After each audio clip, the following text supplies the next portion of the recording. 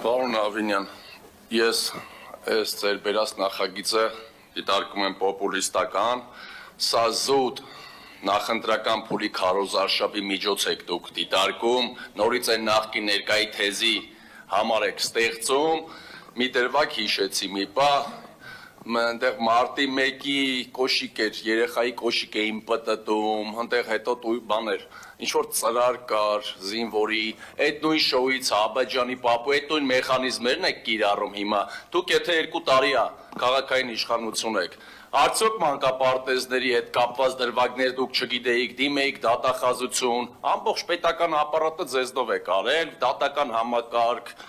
այնտեղ քննչական մարմին, դատախազություն, ինչի ասենք, ինչն է ձեզ հետաքրքիր, որ էմոցիոնալ բնույթի մանկապարտեզների ֆոն եք ուզում ստեղծեք 26 թվականի ընտրություններից առաջ,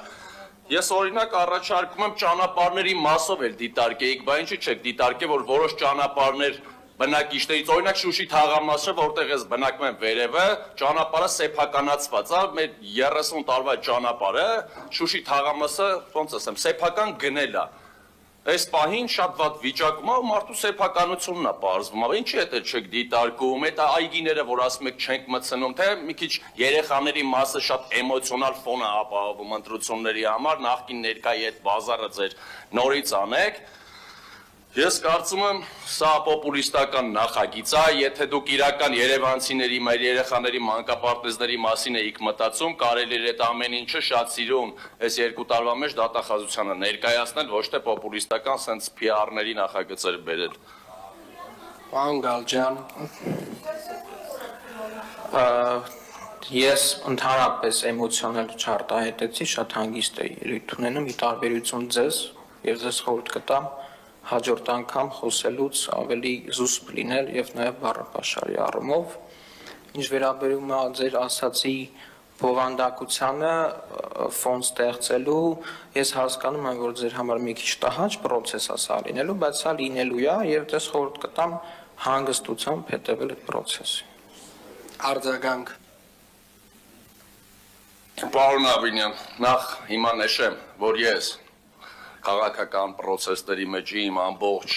կենսագրության մեջ 18 ձեր գալուց հետո եմ ես եղել, ես իմ կյանքում ընդհանրապես չեմ խառնվել քաղաքական այդ ձեր process-ներին, բայց հիմա մի դրվագ եմ ուզում անցած նիստից հիշացնել, ձեր ավականու անդամը,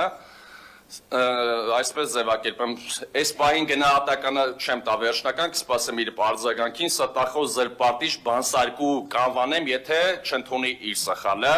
իդեպ հարկանքս երևանցիների նկատմամբ ինձ դուր չեմ տալիս ձեզ տալ ձեր համապատասխան բնորոշումը, հիմա լսեք, թե ինչպես է ինձ, անձամբ ինձ, մեղադրում ձեր ավականու անդամը,